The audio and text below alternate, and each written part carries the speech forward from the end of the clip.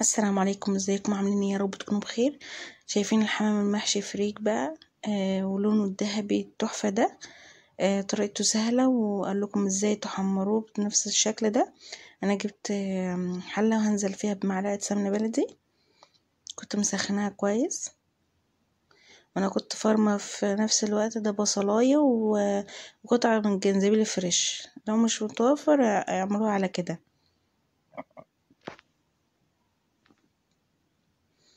هنزل بالبصلة، وهبتدي اشوحها. انا حطيت جزء، والجزء التاني بحب افرمه. البصل لما باجي اسلق الفراخ او حمام او اي حاجة او لحمة، بحب افرمه، بيدي طعم ونكهة جدا. يعني بحب افرمه مع اللورة والحبهان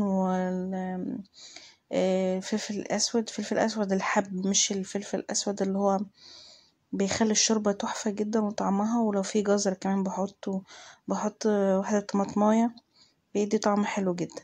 تعالوا نكمل بقى باقي الحمام اهو. بعد ما دبلت، انا كنت غالية مية ونقعت فيها الفريك. بصوا، انا بحط شوية بشوية، لان الجزء اللي من تحت بيكون مليان رمل، فانا ما بحطوش، هوريهولكم في الاخر. بحط اللي من فوق بس، يعني ما بنزلش بكل الفريك اللي انا نقعاه، لان المية اللي من تحت ده كله بيكون فيها رمل. هوريكم الحلة. هبص، الحبة دول كلهم بيكون مليانين رمل، فانا ايه بنزل بخلي بالي. يعني انا باخد الفريك من على الوش، ببتدي اقلبه كده مع البصل. احط ملح وفلفل وقرفة و7 بهارات. هبتدي اقلبهم مع بعض، وهحط حبة مية صغيرين خالص، لان عاوزة اكمل سواه لما احشي، يعني لما يجي يتسلق. اهو نزلت بمية.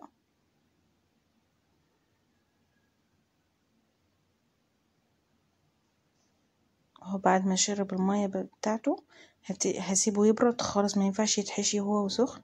في الوقت ده انا كنت منضفه الحمام كويس ونقعته. انا بنقعه في حبة طحينة الخام اللي احنا بنعملها. حبة طحينة وليمون. بصوا، مبيخليش فيها ريحة اي زفارة خالص نهائي. وهبتدي اتبلها بقى يعني قبل ما احشي هبتدي اتبل واحده واحده من بره وجوه بملح وفلفل اسود. بعمل كده في كل الجوانب من جوه بتاعتنا. تدي كمان طعم حلو جدا، يعني بتخلي لك الحمام متبله ومش محتاجه اي حاجه. على فكره يا جماعه، في كمان الكبد والقوانص، انا حبيت ان انا احطها جوه الحمامية. يعني عادي، في طريقتين، ممكن ينفع تشوحيها، وينفع تشوحيها مع البصله، وينفع ان انت تحطيها عادي في الحمام، يعني جوه الوحدة الحمامية اهي. ابتدي احشي بقى زي ما قلت لكم. لازم يهدى خالص من النار. انا بحطه في مكان بارد كده يهدى خالص عشان ابتدي احشي. طبعا لما تيجي تحشي ما تملهوش خالص، لان عشان ما يعملش معاكي، ما يفرقعش معاكي في المية. لازم تخلي مسافة كده في وحدة الحمامية. وتيجي تعملي حتى ان كان رز او فريك بنفس الطريقة. نفس الطريقة بتاعت الخطوات اللي في الأول بتاعت البصلاية، هي زي بتاعت الرز بالظبط. هبتدي احشيها من فوق من تحت. الجناح بخليه من ورا الحمامية. هبتدي احشيه زي ما انا بشوف بمقداري، يعني بنظري كمان، اللي هو بشوف ان انا ايه اللي هيكفيه. وتاني حاجة بحب احشي بايدي، عشان حلو حاجة لما تيجي تعمليها بايدك. يعني انتوا في اي واحدة في مطبخها مش بتلبس جلافز ولا حاجة. وهبتدي بقى اشبك كده الحماية عكس عكاس.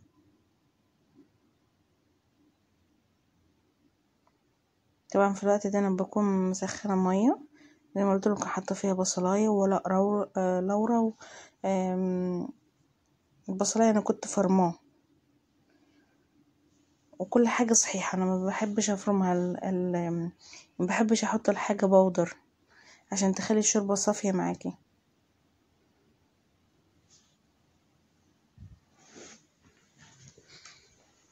هبتدي احشي زي ما انتوا شايفين معايا.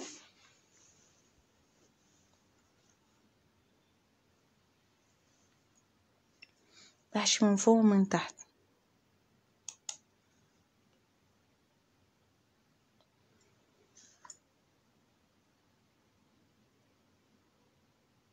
زي ما قلت لكم ما بنحشيهاش جامد عشان ما تفرقعش معاكم. انا بشوف بنظري ان ده كده استكفيت بيها، ولا اكمل ولا ما اكمل، يعني بيكون كفاية على كده، يعني ما اكملش فيها.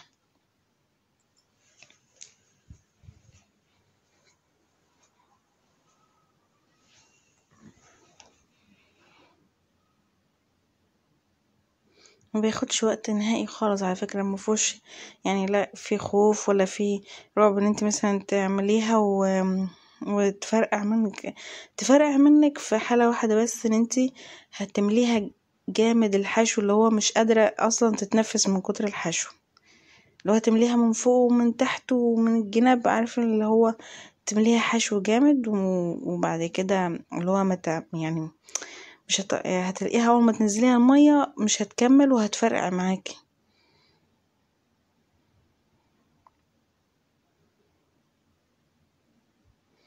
لكن حتى انت بتسيبي مسافة للفريك، هينفش معاكي اكتر لما يعني يتغلي في المية، هينفش معاكي اكتر واكتر. فبتدي مساحة لكده.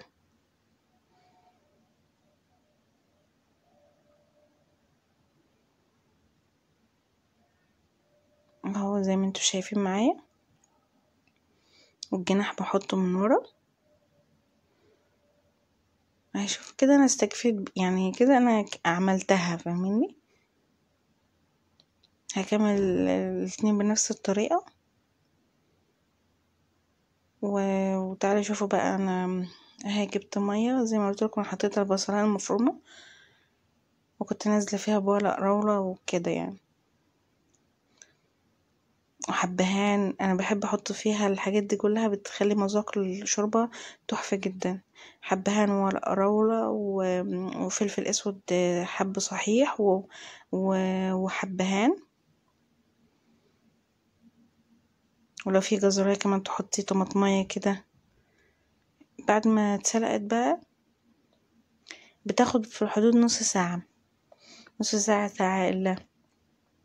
بصوا انا اللون اللي انتوا شفتوه معايا في اول فيديو، انا جبت زي ما انتوا شايفين بصلايه وشرحتها وطماطمايه، وهبتدي بقى احط ادهنها من فوق معلقه صلصه جاهزه وملح وفلفل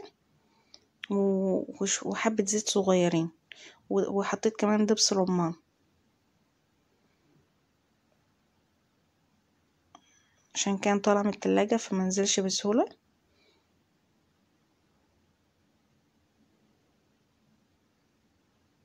وهبتدي اقلب الصوص ده كويس، وهدهنه على الوش بقى. شوف كمان دبس الرمان بيخلي اللون تحفة جدا. هبتدي ارصهم في الصينية. انا دخلتهم عامة انا دخلتهم في الفرن، ما عملتهمش في الزيت، يعني ما قلتهمش في الزيت.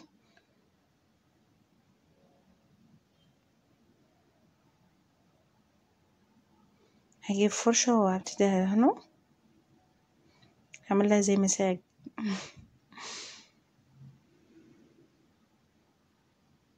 كمان يعني زي ما شفتوا انتوا في اول الفيديو، وطلعت ما شاء الله لونها حلو جدا.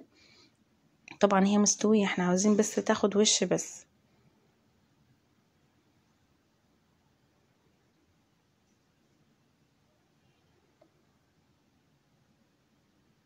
اهو دهنتها كويس. مسبتش مكان لما دهنتها بيه. والبصل برضو بيتكرمل وبياخد من طعم الصوص هو والطماطم. اختياري، لو حابين تعملوا بنفس الطريقة، لو مش حابين حطوا في الصينية على طول. حطيت قرنين فلفل كده، وهدخلها الفرن. هتاخد اللون اللي انتوا شفتوه معايا اهي بعد ما طلعت من الفرن بقى. يا رب يكون الفيديو عجبكم، او لو عجبكم اشتركوا في القناة وفعلوا زر الجرس عشان ان شاء الله تلاقوا مني فيديوهات تانية. والسلام عليكم ورحمة الله وبركاته.